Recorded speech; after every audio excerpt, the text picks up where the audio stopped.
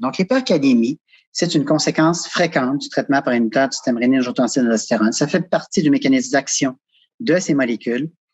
Chez des patients qui ont des indications absolues d'en avoir, là, comme les insuffisants rénaux, les diabétiques, les insuffisants cardiaques, les gens avec athérosclérose.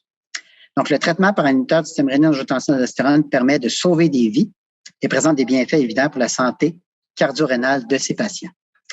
Donc, c'est pour ça que les inhibiteurs du système rénine-angiotensin-aldostérone ne doivent être interrompus qu'en dernier recours, après l'échec des autres mesures qu'on a discutées auparavant, visant à obtenir un taux de potassium normal. Il convient plutôt donc de mettre en place plusieurs stratégies de prise en charge de l'hypercalémie et de surveiller attentivement le taux de potassium sérique. Donc, l'arrêt du traitement par inhibiteur du système rénine-angiotensin-aldostérone doit être évité à tout prix.